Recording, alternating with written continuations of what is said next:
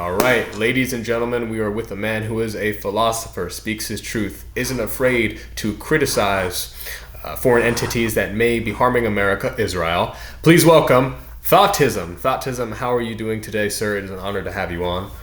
Thank you, DJ. I'm doing great today, man. How are you? Yeah, I'm pretty good. I can't complain.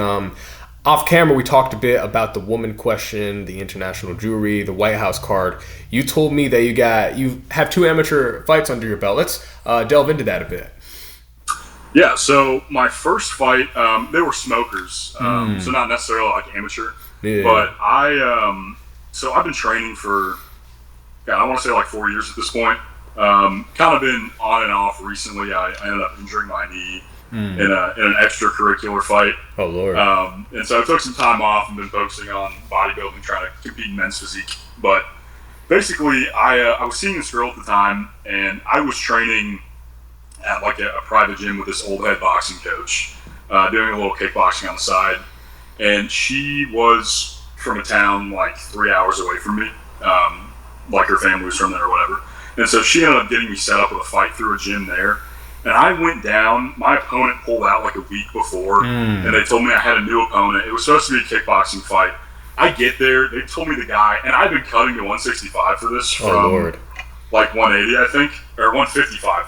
And I get there and they tell me, well, it's going to be a boxing fight now. I'm like, what the fuck? And I had driven 3 hours, so it was like, I'm not going to turn around and go home and like say no. So I ended up going out there and beating the brakes off this guy for a round.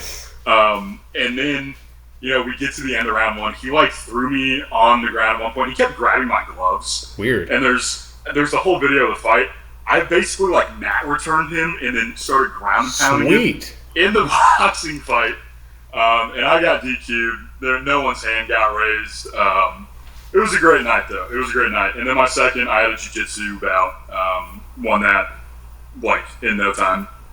Had two that I just jumped gilly immediately. And was it gi or no gi? Like no gi, and it was very novice level. I got cornrows for it. It was awesome. Sweet. But yeah, that's basically my experience with fighting. I love it. I think everyone should do it. Yeah, it's great. No, it definitely is good to get that experience, whether it's amateur or professional, like at a certain level, whether it's regional. It's always good to have exhibitions or some fights under your belt, to have that mental discipline, that clarity, to get your mind off things. I always thought fighting, not only is it like a discipline, but in a way it's a gift. It kind of reminds me of something Strickland said, like for the first time he actually like felt something real. So I've always... Yeah, it is very much. I was listening to him talking about fighting and how it relates to being a man the other day, and he said something that was really, it hit close to home for me. I remember leading up to that first fight, I was so nervous, I couldn't sleep the night before, and I tried sleeping in the car on the way there. My friend drove me. I couldn't get any sleep. I was so anxious the whole time, so anxious getting warmed up. I was there for like 5 or 6 hours before my name even got called to go up into the ring, and I got in. The second I stepped in there, he got in first, and then I did. And the second I got in there, I looked across and I looked over at him, and immediately, no more nerves, no nothing. He was like, "Oh, this is competition. This you and is me now me versus him, and we're both humans. He's probably just as scared as I am. Both of us have, as little experience as we do. We're going to go in there and just put our hearts on the line." And that's exactly what we did. And it was beautiful. No, absolutely. Who's your favorite fighter though? My God, I love GSP. I'm an old head at heart. Love George St. Pierre. My favorite current fighter is Yuri for sure. Heartbreaking. Lost to Oldberg. Oh, dude, it was just like, it's like, motherfucker, why? Like, I was looking at that. I watched his legs go limp. My jaw dropped. I'm like, you know what? On one knee, that's a crazy story. But crazy story. I went to Arizona to go stream with this gal who I'd been talking to, who had a big following on Twitch. And that fight was, while I was there, it was like my third day in town. And so I'm there. I'm staying in her house. And I was like so locked into the fights. I was so excited about the Hokett fight and everything on that card. That was a war, man. And she was like on her period. She was already like kind of like being weird at this point. And so she's like, I'm gonna go do some work on my computer, and I was so excited to watch this fight with her because it was like kind of a situationship pseudo, something. Yeah. She was a lot older. She was like 27, but anyway, she goes upstairs, and then I watch Yuri get fucking chinned. Almost won, gets chinned. I'm just in a terrible mood, and she comes down. She's like, "You have to leave." Damn. And I was like, "What?" What? And she was like, you gotta go. I'm sorry. There's a stranger in my house, so I'm dealing with the heartbreak of Yuri losing, and now I'm stuck in Arizona. Like, I had like another week of that trip planned. It was just totally canceled. Like, fuck. So awful. I ended up booking the shitty ass motel. They told me my card got declined when I got there, so I had to walk like 5 miles to the airport.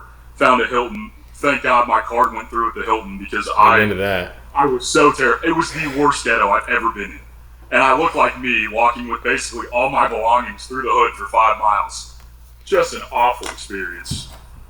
No, like that's fucking crazy. Yuri losing, and on top of that, and it's like, it really reminds me because when I look at the UFC, I'm like, you don't see a lot of American champions, and the only American male champ isn't going to be at the White House. And I'm like, what the hell is going on with that? Like, it's obviously because when he criticized Israel, he made jokes about the files, and it just sucks because like freedom of speech is becoming a thing in the past, And you look, it would have been nice to have Strickland versus Nasruddin Imavov on there. You know what I mean? That would be crazy. Yeah. I felt it sucks because especially one guy I love watching. I love Petr Yan. His judo throws are nasty. Oh my god! Watching that little bastard go to work and he's just throwing your ass down. He's just ragdolling you. It would have been crazy to see Petr Yan versus O'Malley as a rematch rather than Ayman Zahabi. And but I mean the card it's partially stacked, and I say partially with a huge P because I'm like Bo Nickel. It's unsettling seeing him on there. It just doesn't feel right. It's ridiculous. Yeah. Seeing him get that UFC 300 treatment again. Yeah.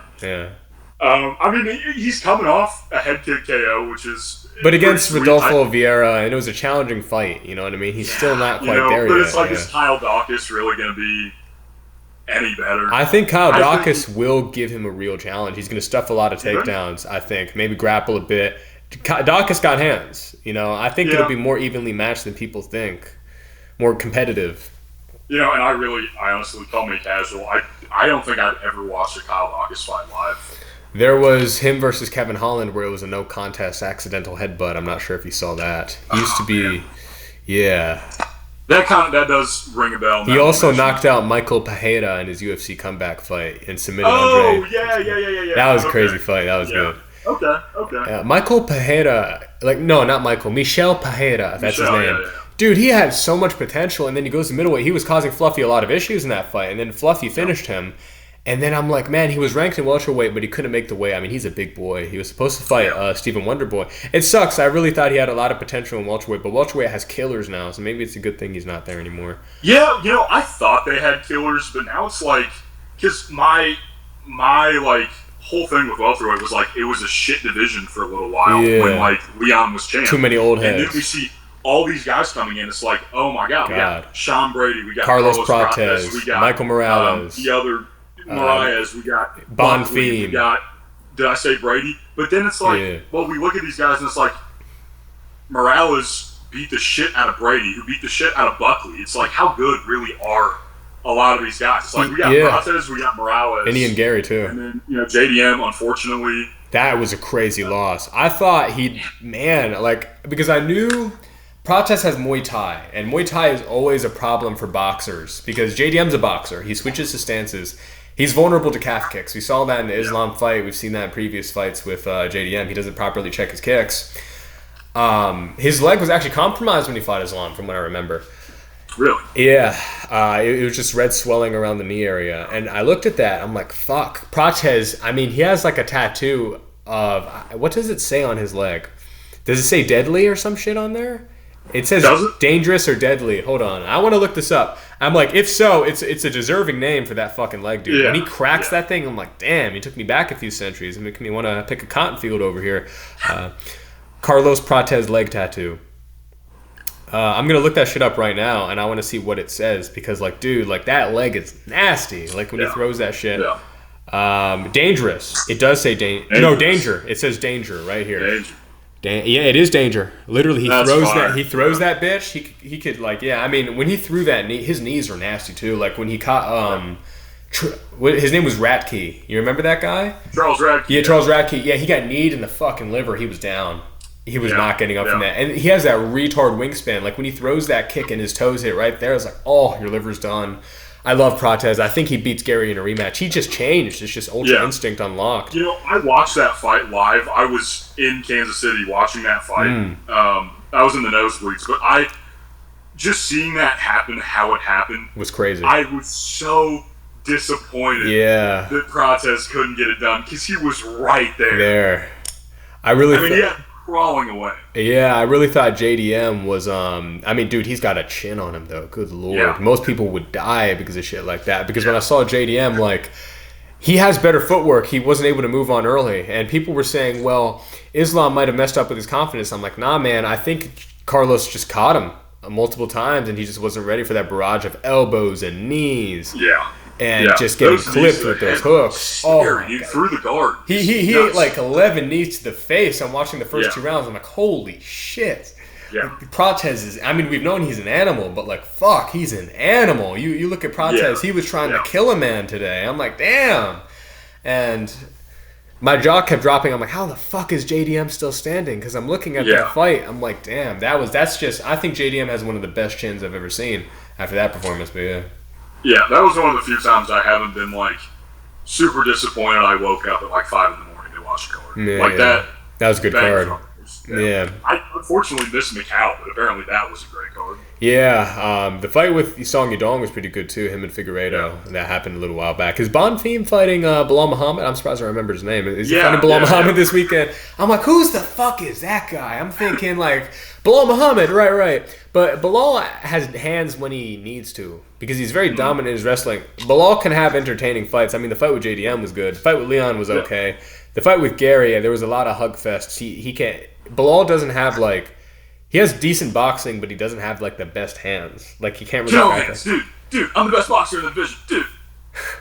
It's crazy, man. Person. Like, brother, like, I look at that shit, and I'm like, fuck, he's so good. But, like, he's so, like, under... Like, I look at welterweight, it's constantly evolving as a division. And you think these guys aren't going to lose the belt. I look at Bilal's age, I'm like, man, he is 35 to 36. Let's see what happens. And then JDM just dominates. You know what was crazy? I told my friend to bet on JDM. I'm like, JDM is going to stuff those takedowns. He's going to switch his stance. I just knew, like, I knew JDM was going to be the next big thing. Yeah. And I said, you know what? This Islam fight, I had so much faith in JDM. I thought he was actually going to, like, fight. It was going to be like a repeat of Volk versus Islam. I'm like, this is going to be so good. I'm like, what the fuck? Islam molested him. That was bad. I just put too much faith in Craig Jones to, like, really get it done. I should have figured it's a bigger Islam. And man, I think Islam versus Gary should be a good fight. I think Gary loses though. I don't know. I think Gary can get it done. Gary can definitely get it done. He can definitely throw a knee up the middle. He's a longer body. That's the thing with Islam. I think Morales is more of a threat to more of a threat to Islam than Gary. Morales hits hard. He can wrestle. He's big. He's 210 pounds at least. Yeah. So, like, I mean, Michael Morales is almost a heavyweight. You know what I mean? Cutting down to fucking, he's like 210. He's a few pounds lighter than heavier than what a light heavyweight would cut to. I'm like, damn, dude. Like, dude should go up to low-key middleweight. He hits hard. But, like, Protez has the touch of death. But Morales stuns you. He hits you with one, then another, then another, then another, and then you're just down on the ground. Like, when he got Brady's too small for the division. Honestly, if Brady can make 155, that'd be crazy. I mean, he'd be the champion and have all the belts. But imagine like a Brady versus Arman Sarukian or a Brady versus Ilia Topuria. That'd be crazy. Dang. I think Ilia is unstoppable. I don't see anyone ever beating him. I don't see retard Gaethje winning with calf kicks. Gaethje, he does have his autism and he is crazy, but like I don't think if you get dropped by Charles, Ilia is going to knock you the fuck out. Like that's it's not going to be close. Yeah, I mean, if he fights Ilia the way he fought Patty, he's fucked. Like that's all I have to say. Yeah, man. And I was gunning for that fight so hard. I really wanted to see Patty win. I knew he wasn't. So he could fight him because it would be like McGregor Diaz. You know, basically. But yeah, it would have been like. I can't wait for the White House, and it sucks. Yeah. It sucks so bad that it's got to be that card. Yeah, it's. I'm like, this is UFC on a Sunday, and it's outside. It's weird. It's like on the front lawn, right? If I'm not mistaken. Yeah. I don't know because like I'm excited. I really hope Pereira knocks Gon the fuck out. He fucked up heavyweight division. I just want to see Gon face down, ass up, pause, but still, he needs to get knocked the fuck out. I can't stand that fucker. He's so spoiled. He gets all these undeserved title shots. He might be a nice guy to hang out with in person. He seems like he's a guy of class, but it's like, dude, you poke someone in the eye and you make up excuses. Like, you poked him in the fucking eye. You literally molested his eyeballs. Like, the fuck you mean he's faking it? Yeah. He had the paperwork, the medical work, and everything. I can't stand Gon. He's just so entitled. He's just absolutely. I was so happy when Jones and Francis beat him. He doesn't shut the fuck up, and he just pisses me off. It's just his face, that smug look on that face. But I mean, it's this. We're talking about a guy that went life and death with fucking Tai Tuivasa. Like, and Tuivasa was on a run, don't get me wrong, but that was the very end of the run. Dude, getting dropped by Tai Tuivasa is crazy work. Yeah, dude. I remember I was like, oh my God!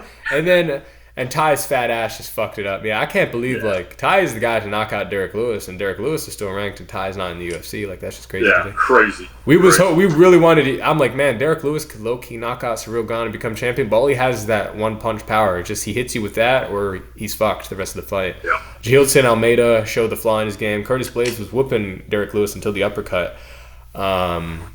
Man, Curtis Blades is a weird one. I don't want to call Curtis a journeyman at this point, but it's like, man, like he's a beast. Like, yeah, man. Heavyweight has a lot of killers in the top 5. It's just actually insane. Yeah, I mean, my plan honestly is to keep doing men's physique, like competing in that. Try and get as heavy as I can on as much steroids as I can. Go back to training at like 255 and try and get into the UFC at heavyweight.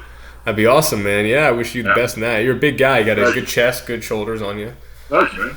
Yeah, man. It's like, fuck. I look at the conditions of everything, and like, I'm like, man, because heavyweight and light heavyweight are in a shitty situation because like Oldberg is so good, but he's got to vacate that belt. Maybe we could have Yuri and Costa run it for the belt. I mean, Ankalaev is fighting what's his face, Khalil Roundtree. Yeah. I think Roundtree, if his gas tank doesn't like screw him over, he could win that fight. He could chop. I think he could. I mean, I just don't think Ankalaev is wrestling heavy as he could be. He just lays on you. He doesn't. Yeah. He doesn't do much with it. I love watching. Khalil's great. I mean, he's in a cult, but he's a fun fighter. He puts on fun fights for sure. No, absolutely. Like a chill enough guy. Yeah, he beats the shit out of you like you owe him lunch money or something. I love watching his fights. Those body kicks are nasty. I mean, I really want to see Paulo Costa versus Yuri Prochazka. I think that fight would be sick. I want to see, man, who's that one guy? I actually like watching his fights. He's like so on and off. He's Turkish, but he lives in Switzerland. Özdemir. I like watching Özdemir. Özdemir has hands. I don't know what's next for Johnny Walker. Maybe him versus Alonzo Menefield. I feel like both of those guys aren't really in a situation. They're in a situation in their career where it's like they're never touching the belt, but they could put a good fight on for us. Yeah. I mean, it's crazy that was the guy that was supposed to beat John Jones. The next John Jones, to beat John Jones. Yeah, man. MMA fans. I love Johnny Walker. He seems like a fun dude to be around. Always having fun. Yeah. But, Dominic Reyes should fight Volkan Özdemir. I'd actually like to see that. Yeah, that'd be a good fight. Yeah. I love Reyes. I had faith in him for the title run, and unfortunately, I didn't. His chin still wasn't quite there. I knew. Like, I'm like, man, he gets hit once. Like, all Oldberg had to do was like, and then boom, he's done. Yeah. Yeah. Unfortunate for sure. Yeah, man. His legs. I mean, bro died. That was a crazy knockout. Yeah, but I love these fighters, man. It just sucks with the whole Strickland situation that he's not able to attend the White House. He's the only UFC, male American champion. I mean, I understand we have Kayla Harrison, but like, not a lot of people really care much to see her. She's dominant. They just want to see her either lose to Nunes or beat Nunes. There's no in between. Yeah. And Strickland's he's not as boring a fighter as people like. He finished Anthony Hernandez. He beat the shit out of Abus. He beat the shit out of Nasruddin Imavov. He beat the shit out of Adesanya. He beat the shit out of Brendan Allen. Like, this is a guy that low-key, like, if you can't keep up, you gas out. He just starts unloading on you. Like, people think he's boring. Costa didn't do shit. That's not Strickland's fault. Strickland has a counter striker stance. You have to hit him in order for him to hit you. He's not going to be a retard and stand and swing with you. I do hope to see a trilogy between him and Drakus, though. And I mean, it's kind of a personal bias, but since he liked my reel back in December, I've been saying he's a top 5 middleweight all time. No, I agree. I mean, he has a great resume. This guy's a scrapper. That Jared Gordon loss was bullshit. He beat him. He should have won that fight. I had him 3-2. But, I thought that was really retarded, that fight. Even that Cannonier fight is like, it's one of those. But, I mean, the whole White House situation, just wild that he's not allowed to attack. And is this, I really don't know. Is it mostly because of his Twitter interaction with Gaethje, or is it? I think it's the situation. I knew something like this would happen. It's not the Gaethje situation. It was more like the, I think it's that APAC comment that really fucked him over. Yeah. Like, he was like, man, I look fucking horrible. I look ugly. I look like one of these motherfuckers from APAC. And I started laughing. I'm like, Strickland is just for the people, man. He just keeps it real. I felt like a lot of Muslim fans were writing Khamzat. I'm like, look, Khamzat was walking into a lot of punches. That's what people don't realize. Yes, I understand he had the pressure, but when you walk into punches, Khamzat has no head movement. I knew Strickland had the ability to win. I'm like, man, it depends on what Khamzat it was. Because Khamzat will cut weight, and he will be gassed. Right, in fights. Like we saw in the Usman fight, he was done in the end. We saw in the Gilbert fight, he was gassed. He was supposed to fight Yuri, I heard that was a rumor, but then he ended up cutting down middleweight. Yeah, because he was big as shit, and they cut down. I'm like, if Khamzat just holds him down like he did with Drakus, he'll win. But Strickland got up, stuffed takedowns, got on top of Khamzat himself, had control time. The control time was a little on Khamzat's side, but it was razor close. But it was all really like Strickland's like teep kick and fucking jab, and he had a fucked up shoulder and still won the fight. So I had it. You feel it coming out, and it's just buried in there. Yeah, man. The teep kick. I mean, people shit on the teep kick, but it's really beneficial, man. Like people don't realize when you look at Strickland, he's walking your ass down and he's forcing you to fight. It's intense. Khamzat is tough. You know what I mean? He comes from an area of the world where they're literally a different breed. So I respected both of them for that performance. I just didn't like the reactions of the Muslim fans. Now, I understand Strickland was being Islamophobic, but to the Muslim fans out there, as a fighter, you kind of have to be an asshole for people to really give a shit. I wish fans cared about fighters more. Sorry about that. No, it's all good. But yeah, like I'm saying, like fans need to understand because a lot of these MMA fans these days are so soft. It's not like the tap out era where people were out of pocket. But my issue is like, you can't complain about racism, Islamophobia. Dude, you have to be an asshole if you want to promote a fight. You know what I mean? Yeah. I don't like it when people talk about wives and family, but what sells. Like, if the MMA community was rainbows and sunshine, then everyone would be like Robert Whittaker. You know what I mean? But realistically, you have to be an asshole because a lot of people think, oh, Strickland, his style is boring, even though I don't really think his style is boring. It's just his opponents don't really do shit. So, it's just that one Paulo Costa fight and everyone bitched and complained. But regardless... people don't understand, like, Strickland put on insane performances, and I feel like he was very underappreciated. He's the type of guy to take something on short notice. You could cut the guy's foot off, you'll still, take a short notice fight. He's just a psychopath. But I was just very annoyed because I'm like, it really shows how soft the MMA community's gone. That was racist. He shouldn't have said that. I'm like, dude, it's pull up your panties. Like, what are you doing here? Have you ever seen, there's a documentary on YouTube called Fighting in the Age of Loneliness. Are you familiar with it? No. It's great. I like that name. By, I'm not sure if you're familiar with either of these podcasts. They're like center-left or like one of them socialist, but Chapo Trap House in Cumtown. That's interesting. That's interesting. I was a big Cumtown guy back in high school, and it kind of shows up in my videos. But basically, this guy Felix, I guess he's a big MMA fan. He's from Chapo Trap House, and he had this whole documentary called Fighting in the Age of Loneliness, and he kind of talks about like the origins of mixed martial arts, where the sport's at today, and fighting in the age of loneliness and kind of where we're at as a society today. And he talks a lot about that, about how fighting used to be the ultimate outsider sport, and now, or I guess it started as the ultimate insider sport. Yeah. Then it was an outsider sport, and now it's like for everyone. And it's, it's good that it gets the exposure that it does, but that is mainstream. I think there's certain people that just can't necessarily wrap their head around the culture surrounding it. I understand. Like, I think it's an amazing thing that the sport is mainstream and that it's evolved, but I feel like we don't have, kind of like when we were talking off camera, like this generation, everything sucks, meaning that entertainment isn't the same. People don't have when you look at writers and producers, they don't have heart or a connection to their project anymore. They just put slop out. When you look at a lot of fighters, it's really hard because you look at Tito Ortiz, it's like, man, this guy's a retard, but he's fucking funny. You want to see him lose. You want to see him win. It's like mixed emotions. I'm kind of glad we have Josh Hokett, if I'm being honest. It brings life back to the UFC. A lot of people hate on him, but I'm like, guys, he showed up. He puts on performances, amazing wrestling. He hits hard. He's ready to stand and bang. A lot of people think he's like an asshole, but I think just Hokett's really good at like stirring up the audience and hyping up events. I like Hokett. I like his character. I think he's hilarious. I just think the issue is with the UFC, we need more trash talkers. You know, we need people that just we need more beef, like what DC and Cormier had, or what McGregor and Diaz had, or McGregor and Habib, Eddie and Alvarez. No, my bad. I'm a retard. Eddie Alvarez and Conor McGregor, you know, these were big fights. You know, like RDA and Conor, obviously they didn't fight, but it was heated. The rivalry was there. Poirier and Conor. You know, there's been a lot of, you know, animosity. Yeah, I just feel like a lot of the personality has been sucked out of the sport, you know especially now that it's become so, like, corporate, I guess, in the ESPN era and the Paramount era. I think Paramount really made it awkward when you have, like, the stares of just staring at your opponent and it's just Paramount under it. I'm like, this is just faggot behavior, guys. What is this? This isn't MMA. I think maybe Hokett's proving it wrong and we'll start seeing more, but I think it's really de-incentivize personalities. Yeah. I miss the last time the UFC did one of this. I think it was a close-up. You remember when they had Cheeto when he fought Cruz? It was like an intense like stare down. They were both sitting on a couch. I'm not sure if you remember that. They were promoting that fight pretty big actually for Dominic. I'm low-key a New Gen fan. I've been a fan for like as long as I've been fighting, just like 4 years. Yeah. It was like it's like the old interviews they used to have. It was like a sit down thing. I forget what it's called, but it's like when like I know the ones with like with Joe Rogan between John Jones and DC where they were sitting right in front of each other. It was a sit down. I forget what the fuck it's called. It's like when the fighters sit down and confront each other and talk to each other face to face.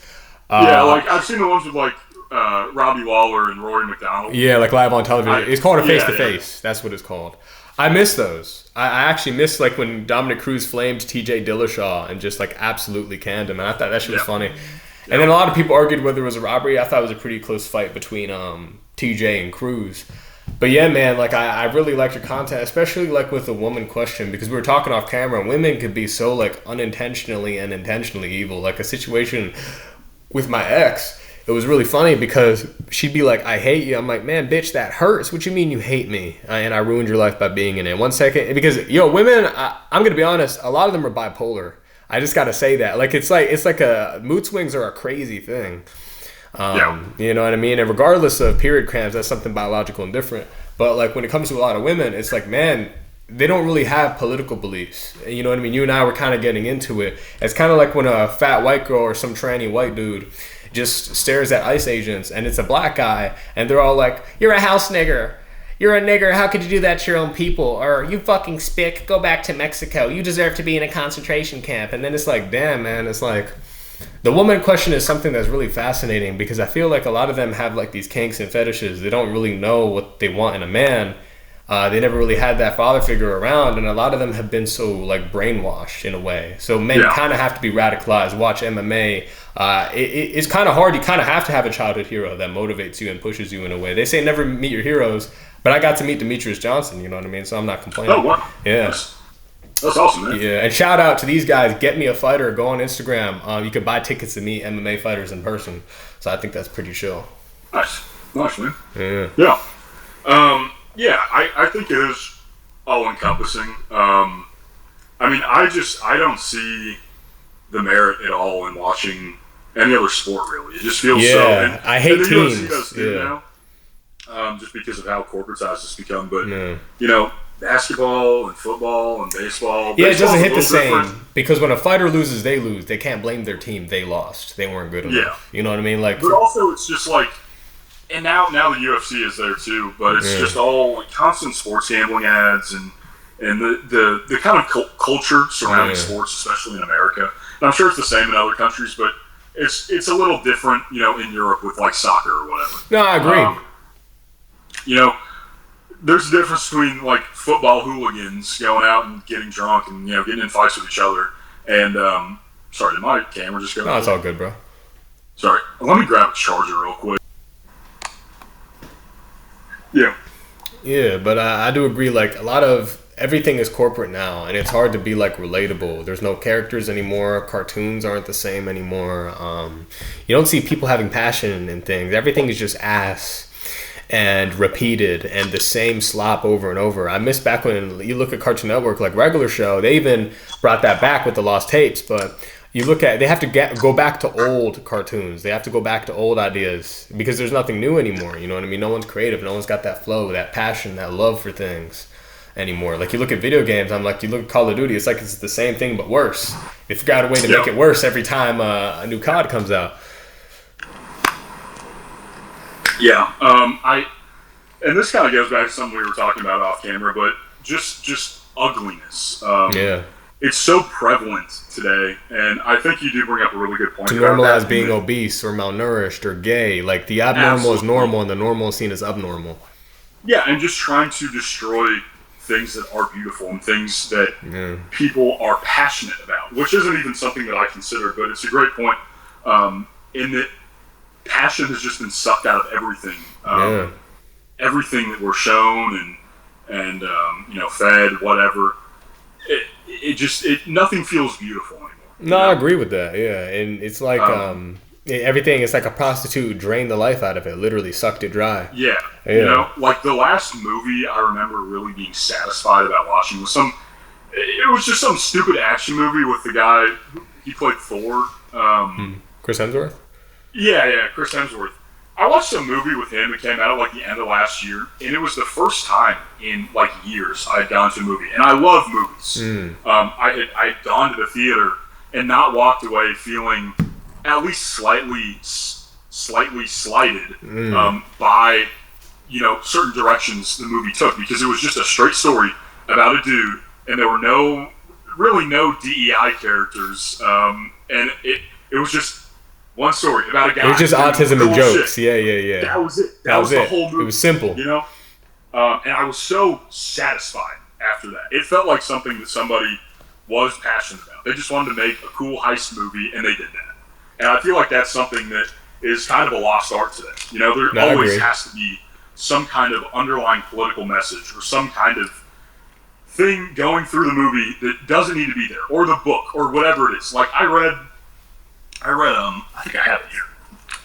This is like the last good book that I've read. This came out last year. It's by Jordan Castro. I don't think he's a Christian nationalist, but he's like a very Christian author. And it was one of the first books I read in a while, like new books, where I was like, oh, this is just a guy doing what he's passionate about and not trying to put any kind of social justice, moral framing into it. And that left me feeling very satisfied. But most things that I consume leave me feeling very unsatisfied. No, I understand that. I get that. It's just like everything is just everything's infiltrated. Whether it's the government, whether it's the content we consume, whether it's the people we talk to. You can't have conversations with people anymore. Oh no, I can't talk about that. That's too offensive. And as we see like freedom of speech being tampered with, one really has to ask, like, what is normal? What is abnormal?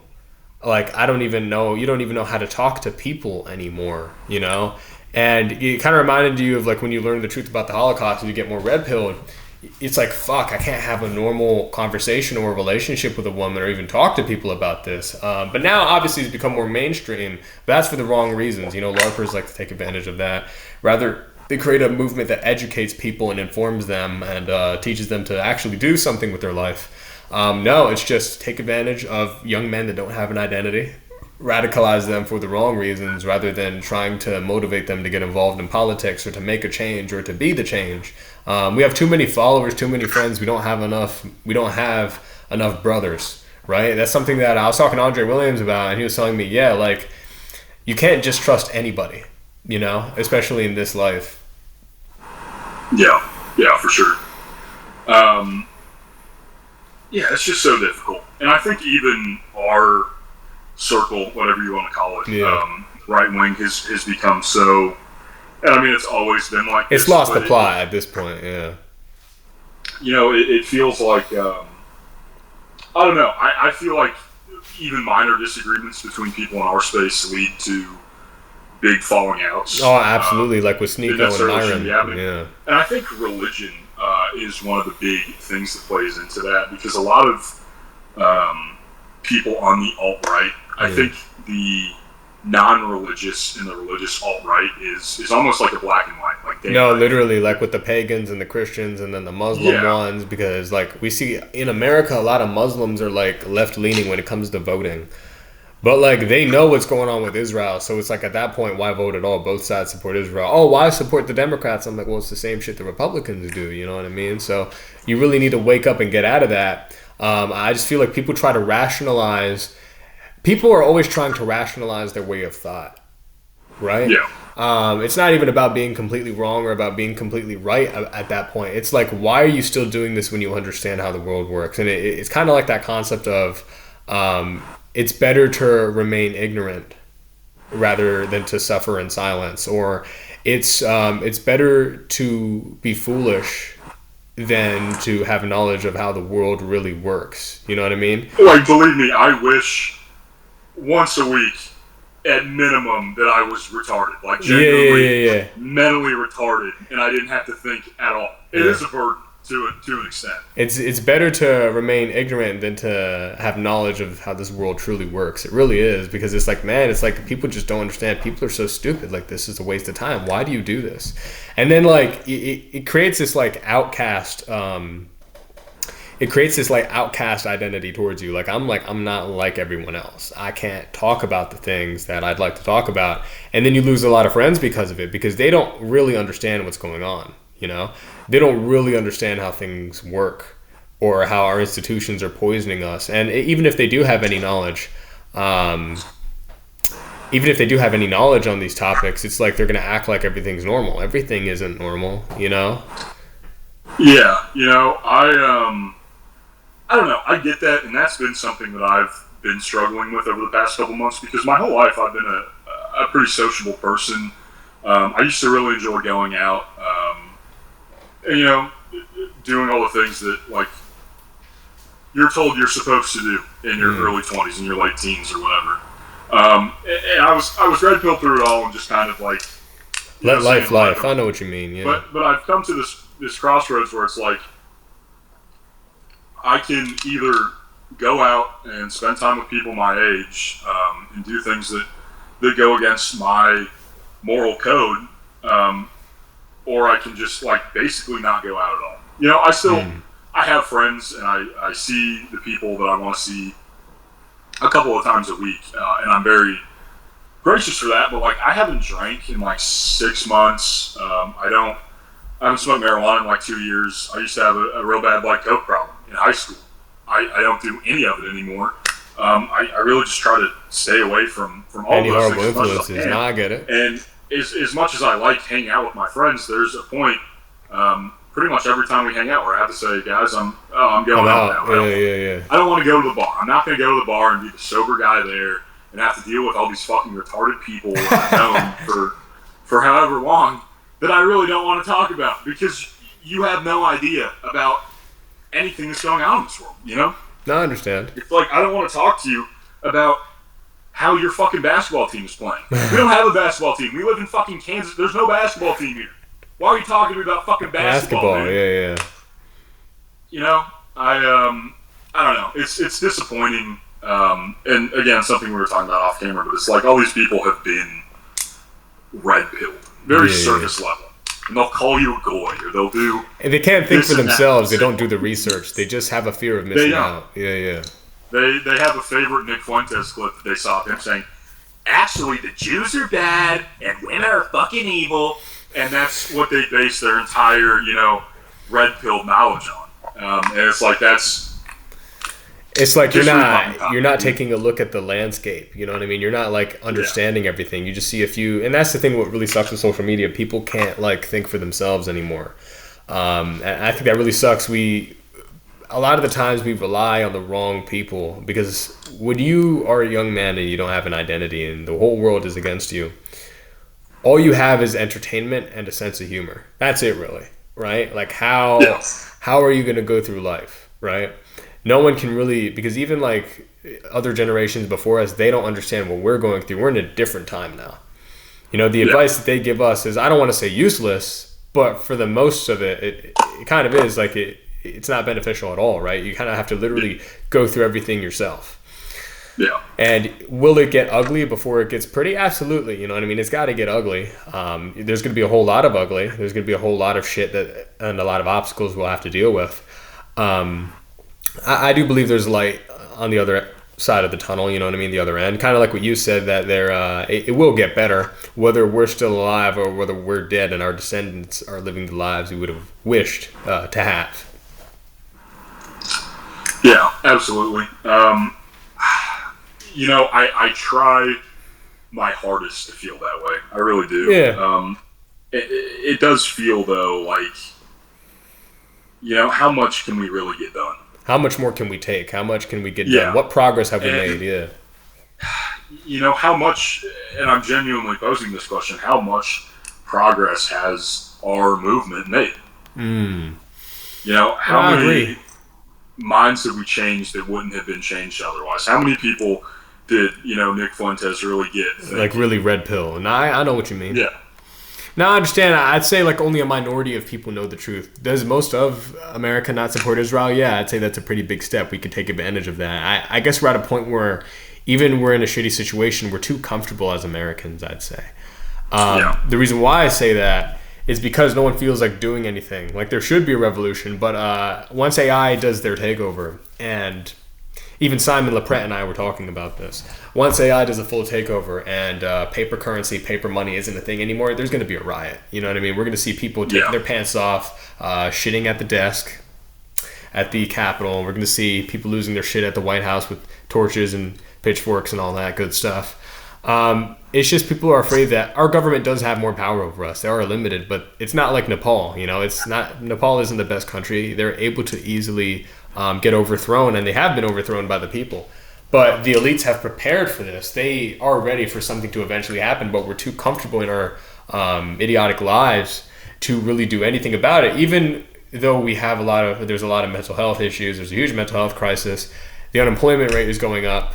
Houses are becoming more expensive. I think somewhere around like 70% or 80% of Gen Z can't even afford to have a house and are struggling. A lot of them are even struggling to make rent, the minority that do own houses or apartments or live in some type of complex or condo.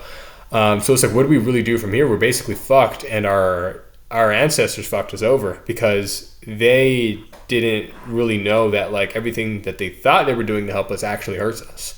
You know what I mean? You're told to go to college, and then like you see all these assholes that are sophisticated, and when you're done graduating 4 to 7 years of uni, they don't want to hire you. You don't have experience. But then again, you see all these other experienced people, 30 plus years, 40 plus years on this specific subject. They're too expensive to keep. So I understand why there's an increase in entrepreneurship. Getting a job sucks ass, like an actual job that'll actually cover you. No job really covers you anymore. I mean, for the most part, at least. You know, there are jobs that still cover you. I'm not telling people to drop out of high school or college, but if you're going for a major that's basically bullshit and participation trophies the institution can make money off of you, then you probably shouldn't go. You know what I mean? We need doctors, we need mechanics, we need lawyers, we need dentists. Well, dentist is a doctor, granted. But it's just everyone's so lost because they're following a blind path. And I don't want to sound like a broken record. No one can think for themselves anymore. And that's a huge problem. Like, we don't have philosophers like the previous generations did. You know what I mean? Yeah, for sure. I don't know. I feel like people, it just gets so political. I agree. Any kind of philosophy gets just incredibly political because that is the state of our country, where politics is basically the center of everything. Yeah. It plays the biggest part of it. Yeah, I don't really know where I'm going with this necessarily, but I think reading is still incredibly important. I think a lot of the things that philosophers of the past have said it still applies apply now. to us today, obviously, but it's just hard to not pick a side and talk about the way that things are objectively. And At this point, you kind of have to pretty pick a side. I'm a pretty spiritual person. I think there are people out there that are saying things that aren't necessarily political, that are true about life, but those people sound crazy in, the modern West. No, I agree. And I look at the modern West as all falling apart because it lost its identity. I mean, that's really the huge issue. We've lost our identity as a people. We've lost any loyalty to this country because, especially when you look at Europe, what's going on, you have people that are from Muslim countries. They don't have loyalty to the West. They hate the West. Look at how the West has funded the destruction of their countries. Look at how much, look at how different Muslims, I'd argue, aren't secular like a lot of European countries tend to be and aren't as tolerant. So there's a reason why Muslim countries function the way they do, and in some Muslim countries you could argue it works, and in a lot of them it doesn't, which is why they leave. And Israel also bombs the shit out of these countries, which our government supports, which basically shoots us in the foot and really, you know what I mean? It bites us in the ass, you know what I mean? Like Israel is biting the hand that it necessarily feeds them, and it causes us a whole bunch of interior problems in America. It's hard to see people like really. If anything, I see less and less American flags being hung up. It kind of reminds me of what I was talking about with you, my friend. He's Spaniard, German, Irish, slightly Italian. He walks down to Miami. No one knows a lick of English. One block. It's like one of his friends is a translator speaking Spanish. It's like, why don't they know English? You know what I mean? So it's really sad. Even like when I come to Jersey, there are certain areas like Lawrenceville, you have people that are Italian and Irish and whatever, and you come from small European communities that came to America around like the 1700s and 1800s. But as you really look back, America is literally becoming less and less white. Non-whites identify as white. Even when I was on the train a few days ago, June 1st, I headed to New York. I was in Long Island, and I went to Manhattan to meet up with some friends. I'm like, there's just Indians, Hispanics. You see, and we have one of the largest Jewish communities in Jersey throughout the entire state. I think New York has a bigger Jewish community than the one in Jersey, especially upstate. They have pretty big Jewish communities. It's like, man, you feel so out of place because I've always been a kid where most of my friends have been white. They've been pretty accepting. I don't feel out of place when I'm with white people. I feel out of place around black people. And a lot of people say, well, I'm self-hating. Well, according to them, I'm not black enough to be black, or I'm not fully black. I'm not really black like that. So where does that put me? And especially when you're mixed race, you have this identity crisis. I am sick of white people constantly feeling the self-guilt and being cucked. That's not going to change anything that happened. I mean, if anything, you even said off camera that the black community has definitely been screwed, whether it's Democrats, whether it's Lyndon Johnson, whatever. I didn't like because when you look, a lot of these problems come from integration. Even Dr. Claude Anderson admitted it when he was on the Breakfast Club. We had our own businesses. We didn't want social integration. That wasn't very popular amongst the blacks during the Jim Crow era. It was MLK that was pushing it. His communist lawyer, Stanley Levison. I mean, MLK, this guy isn't even a hero. He's a faggot. He cheated on his wife. He watched a pastor rape a woman in front of him, and they both laughed. CIA recordings. Not only did he cheat on his wife and he was gay, but he was very communist. He didn't even believe in Christ. He just spread the social gospel. And churches were basically infiltrated by communists to spread propaganda. You can look at Shadow Jackson's documentary where they explain everything perfectly. You can even read books like the dangerous, I think it's like the dangerous friendship between JFK, Stanley Levison, and Martin Luther King Jr. I forget who the fourth gentleman was, but JFK didn't realize he was being used to spread communism for the Jewish agenda. But like the thing is, he woke up and realized, hey, Israel has more power than it does. He constantly studied, I forget who was in charge. It was Ben-Gvir. He was like the Israeli prime minister at the time. Yeah. And he was investigating them for weapons, for nuclear weapons. And eventually he stepped out of office, Ben-Gvir, and then JFK was assassinated. But when you take a look at these files, everyone's calling you conspiracy theorists. It's like, no, they want to divide the country. Religion doesn't unite us. People hate America. People are 50-50 on America. People love America. We have so many different ethnic groups, and diversity is what's actually killing us. Yes, there are some metropolitan areas where diversity can be cool. I'm not going to lie, but for the most part, it really hurts the country because it's lost its identity. America would be hated by the founding fathers for what it's become today. It was supposed to be a republic, not a democracy. The people didn't really have much power back then like people thought. The president was selected, not voted in. It was a completely different system when George Washington was president.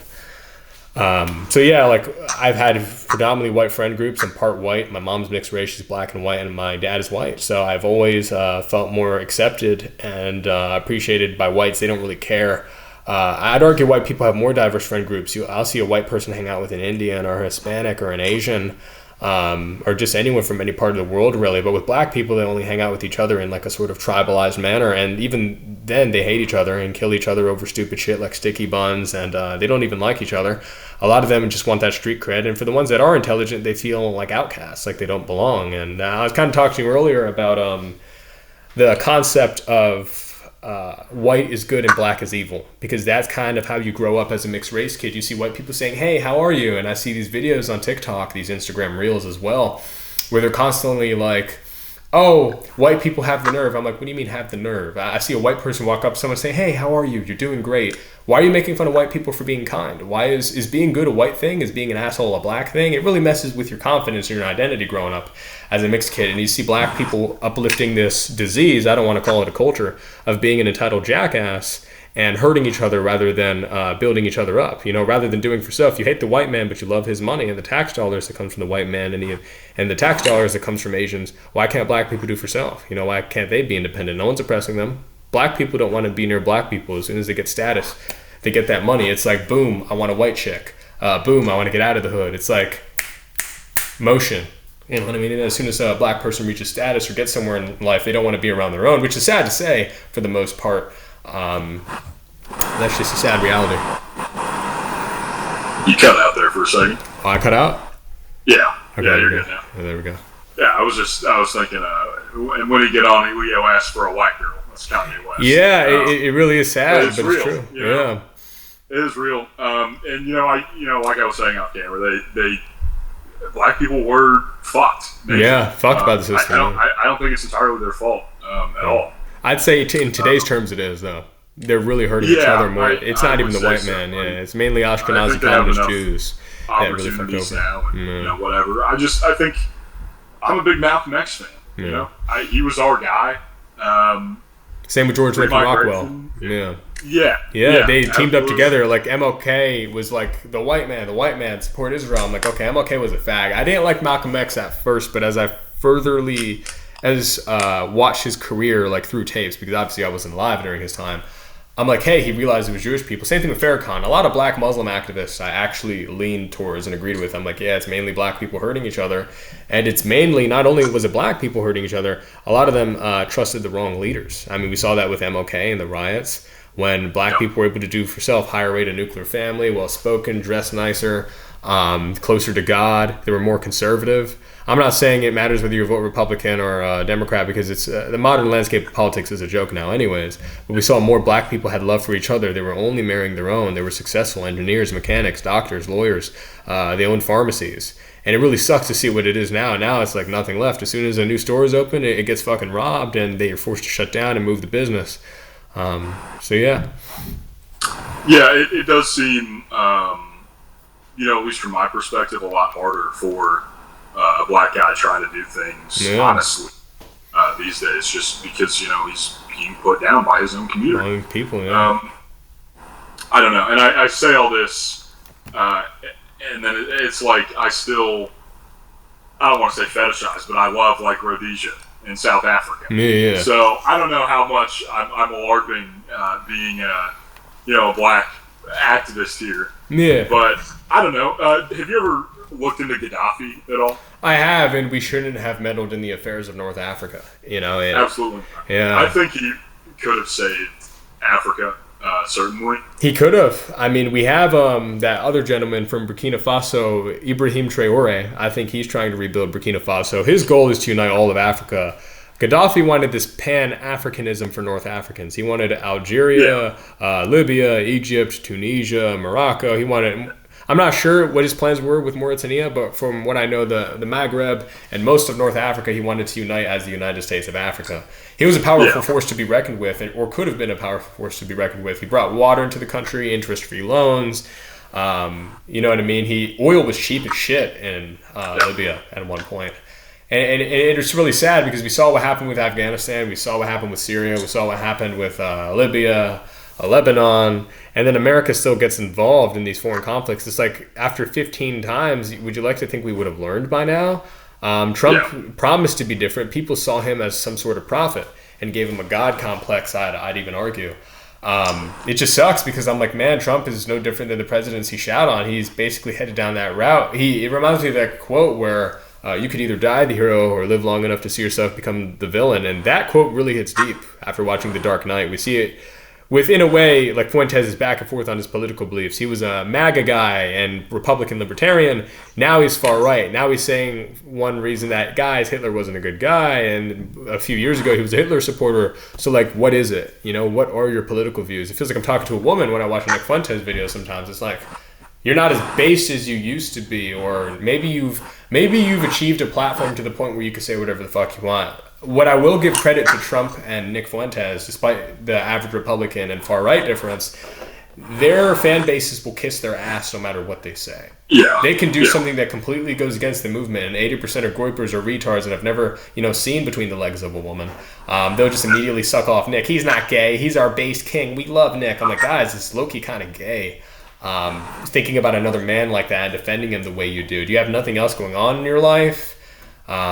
Yeah, I mean, I just think a lot of these people don't even understand the ideologies that they're getting into when they support characters like Nick Fuentes, and I feel like Nick is the biggest one, but it's like he is...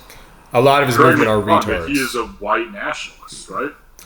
I mean, he's a quarter Amerindian. To most white nationalists, they'll look at him and be like, nah, you're more of a spick, you're not really a white man. And that's, that's I'm where kind of in that boat, but it's like, how many of these groypers have read anything by Richard Spencer or by William Luther Pierce or like anyone who's given Nick a single idea that he has? I mean, the lack of education in the red pill space is just it's sad, ridiculous. Yeah, they're horrible debaters Nick as well. He's more like an influencer than anything. I don't think he's really doing much to help the movement. No, I agree.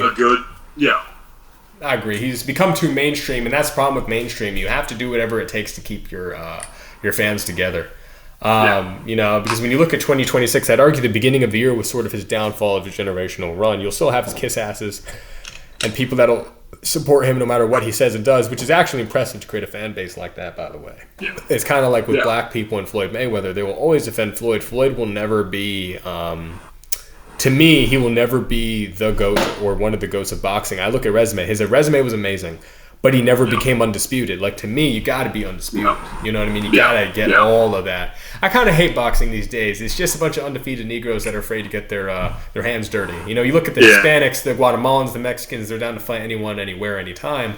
Look at undefeated black boxers, they're pretty boys. They're not like the Tysons or the Muhammad Alis or the Sugar Ray Leonards or the Sugar Ray Robinsons. They're not like... Marty Lewis. Yeah, same. Same with...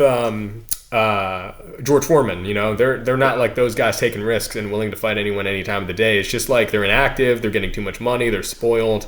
Everything's kind of falling apart these days. But yeah, like I'm going with politics. It's just everyone's a kiss ass. No one has an original thought. Kind of like how boxing is. Kind of like how politics are with the red pillars. And Hassan Piker, I don't know anyone who's a fan of Hassan Piker or actually likes the guy. I didn't like his comments when he talked about like who cares if Hamas raped. And I'm not concerned about Hamas. But I do think Hamas is used as a scapegoat by Israel to do horrible things they do to Palestinians. I think that's pretty obvious. Yeah. I just don't like with Hassan Piker when he says shit like America deserved 9/11. It's like, dude, like, come on, really? A lot of leftists do hate America and do advocate for violence. They are the racists that they claim to hate. They just like to project, kind of like when black women project and they say niggas ain't shit. Well, black women are the least desirable to have sex with or marry. They're the worst people to deal with in customer service. Black men are violent. The amount of black women that approach me and don't take no for an answer, and I'm like kind of scared. I'm like, dude, I feel like you're gonna bend me over and fuck me in the ass with a strap on. It feels like I'm talking to a man. Whoa, I'm scared. I mean, I have been with 3 black women in my life, and it's spot on. Like, I can't believe the gall. I don't know if it's a cultural thing. I don't understand what it is. But like the first second black girl I went out with, I had transferred high schools, and she transferred the semester after me. She sat behind me in English, and she was, or history, whatever. She was always trying to talk to me, and I never really wanted to do anything. Wanted anything to do with her.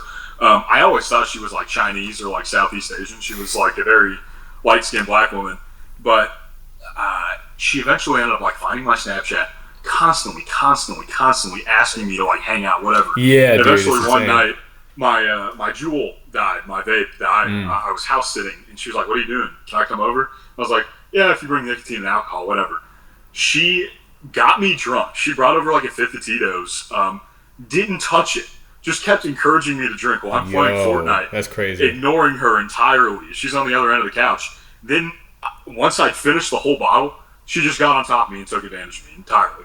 I could not believe it. You know? It's fucking insane. Black women are fucking crazy, dude. No, they are. Like, a lot of them are. They are the type of men they claim to hate. It's all projection. It's like, yeah, I'm sorry to hear that, man. Yeah, but... No, it's whatever.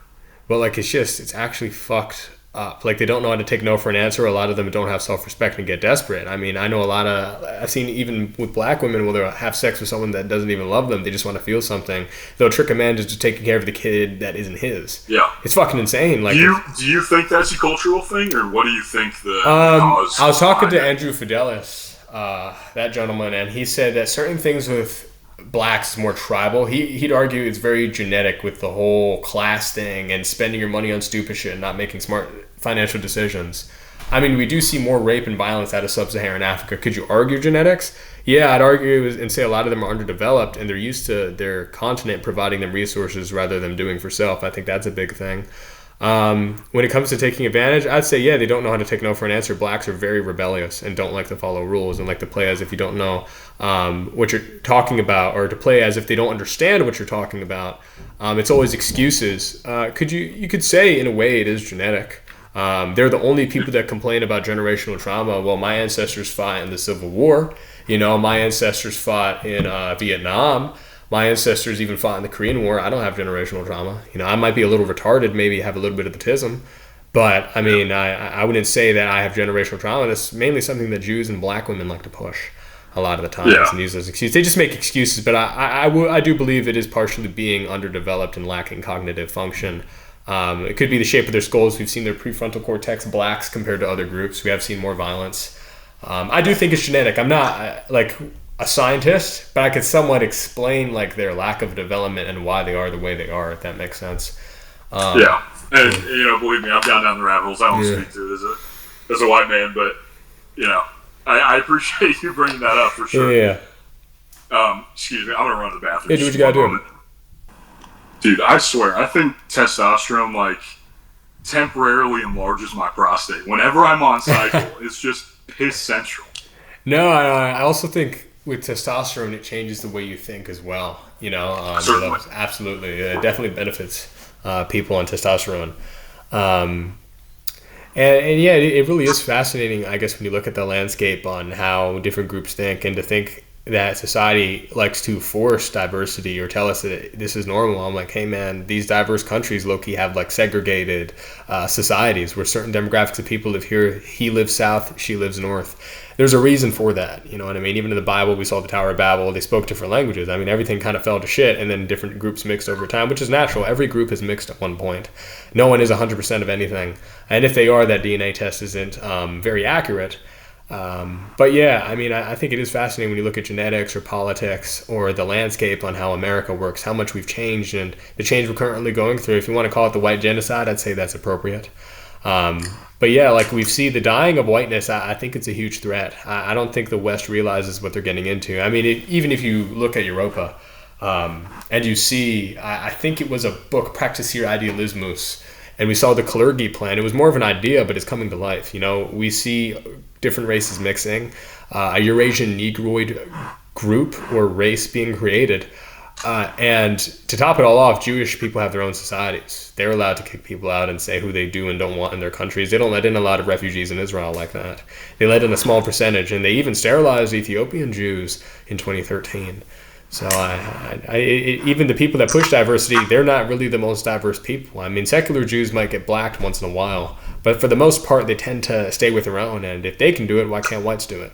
You know? Absolutely. Yeah. I entirely agree. Yeah. It just makes me sad. I don't know. I think about things in terms of America a lot, and it gives me kind of doubt in the movement, I guess, when I think about it in those terms. Whereas if I think about it in terms of what's going on in Europe, it's terrifying. And we see Russians and Ukrainians wiping each other out. Zelensky doesn't care about those white Ukrainians or white Russians. They'll get wiped out and have migrants come in. You see Ukrainian women going to different countries, whoring it up, having OnlyFans. As refugees are being taken in by men, they're going to house parties, getting drunk, blackout drunk, naked. You see Ukrainian women partying while Ukrainian men are dying. It's pretty sad how a lot of them don't respect their men or love their countries. A lot of Ukrainian women were just first to throw their life away and just move to a new country and get a guy that gets them nice things. And it really is unfortunate to see the white race cucked. But we do see some resistance, like in areas like Poland. I think Poland is doing a pretty good job. We'll see how long they hold up for. They're kind of like the safe haven for whites at this point. Even I like what Eric Orwell's doing. Having only Europeans that are Christian, they don't want homosexuals, they don't want blacks or any other minority group. Hey, we want an area where we feel like we belong, where we can embrace our heritage, where we help each other, we empower each other, we educate each other with only our own people. That's not racist. You should be proud of who you are and where you come from and feel a sense of belonging and be around your own people. I think that's normal. As humans, we're tribalized, some groups more than others, I'd argue. I have no problem with what they're doing down there at all. Yeah, man. What did you say? Eric Orwell? I think his name is Eric Orwell. He's the blonde guy, blue eyes. Yeah, I'm familiar. I heard about that a while ago when I thought, this is based or whatever. It's either Eric Orwell or Aaron Orwell. It's one of them, but his last name is Orwell. Yeah. And then that whole lawsuit with the Jewish woman. Yeah, that was fucking crazy. It's just nuts. Yeah, I mean, it's like there's a million places in the United States to live, but to specifically choose a predominantly white area. She's just being a jackass. She knew what she was doing. There are places that you cannot move as a white person in America. Literally. So it's like white people can't have their own thing anymore. They can't have their own movement, their own methods, their own way of thinking. It's like they're considered radical and evil no matter what they do, yet a lot of people want to live in predominantly white areas. So, yeah. I don't know. It just sucks. And I'm trying not to go too far. You don't want to end on a depressing note. My whole philosophy on, I guess, red pill shit is still something that's definitely developing. It's ingrained in you and still developing. It's a young movement.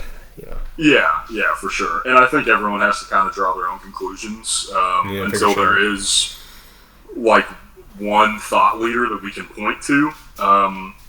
I think Nietzsche was like a big part of that for a lot of people that are a little bit older in the movement now, but I feel like that's looking to him as almost a non-starter because of his anti-religious beliefs. And I'm a Catholic. I think that religion is a huge part of this. It's maybe the biggest part of it. Because you look at the elites and you look at the people pushing everything. You can put. They want you to hate God and religion and your country and your people, your heritage. Yeah. Yeah, and my friend, I'm probably going to butcher this point, but he brought up something really interesting to me that what's the one thing that the elites, whatever you want, the Jews, whatever you want to call them, can't control? It's time. True. So it's running out. That's why they're doing more evil and degenerate shit. They know the world is gonna, reach its end at some point. Yeah. But why, if the one thing that they cannot control in their lives, with all the money in the world, is their time? Why would they spend their time doing things that, unless you can give me another explanation for what they're doing, worshiping the devil? Why are we, eating children? Why are we raping children? What is the benefit of that, if not worshiping something that is not our God, my God? Yeah. You know what I would say to that? I would say because they could get away with it. They love making God suffer because they feel powerful when they do it. You know what I mean? Right. We can't kill God. If the devil could kill God, he could if he would. If he was able to, he would if he could, I should say. But he can't. So what better way of making God suffer than having vessels that are lost and don't have an identity, right? Right. What better way of having an abortion pill or killing babies or ripping them from their mother's arms? What better way if not having your worshipers create wars? Because God hates it when his creations are killed. It hurts him seeing them raped and killed. But unfortunately, with our free will, we either choose to follow in his path or we choose to stray away from it, if that's the best way to elaborate on that. But I do think you feel a power. It's kind of like playing God when you kill people. When you rape and you get away with it, no one can stop you until someone stops you, right? There are people that get away with atrocious things their whole life, you know? It gets me angry, but in my spirit, it warms me because I know in the end there will be a painful end for them. They will suffer for what they're doing, you know? They hate Jesus, you know what I mean? They hate the cross. So look at the Ronald McDonald mosaic they had on the cross. Look at in the show, an Israeli show where they had a monkey on the cross. They mock Jesus, you know? So I look at that and I'm like, man, there's something about Jesus. He scares away demons. His name, Isus, Yasu, Yehoshua, Yeshua, you know, whatever language you say Jesus' name in, it's powerful. It's scary. Isho, you know, we see all these Hellenized versions of the word. We see, no matter what dialect or what language it's in, that name holds power and can scare away the strongest of demons. You've seen Michael, you know, the archangel. That having that type of, every time you pray, an angel kills a demon. You know, like there's a lot of power in prayer. There's this external, or you could argue partially internal force, since God is omnipresent and omnipotent. He's everywhere and watching us, whether we call upon him or not. There is a beauty in that. And, you know, and that he loves us all, and no matter how far we stray away from him, he is always there, and it's up to us to use that free will, whether we want to do it or not. Now, atheists will argue, if God loves us so much, why is there evil happening? These are the same atheists that would not survive 2 seconds in the Old Testament. So maybe it's better off that we have free will rather than getting killed or stoned to death for masturbation or cheating and so forth. But I think... were you raised religious? I tried to be. I was raised Catholic. I'm leaning more towards Orthodox. It's just I don't hate Catholics. I hate how the Catholic Church has been very infiltrated. You know, with Gregory Baum increasing the homosexuality. But I don't think Catholics are bad people. They have had their strong leaders, and I like Pope Leo and what he's doing. I think we should. There are some things where it's like, people don't agree, but I don't think we should have hatred for other groups. I think we should unite under Christ. You know, I don't think we should hate Muslims. You don't have to agree with Islam. But I don't think, for the most part, a lot of Muslims I talk to are pretty chill people. That's my experience. I've had some of them mock me and make fun of my faith, but when I explain it to them, they say, I'm sorry. I have debated a few Muslims, won a few. There is one I want to do with a gentleman named Kawa. He is an Afghan man. He is a veteran. But yeah, to really end it, I'm glad that you invited me on, and I'd love to talk to you more in the future and do future projects. Yeah, you as well, man. Yeah, well, God bless you, man. Guys, stay in tune for more future episodes, and God bless.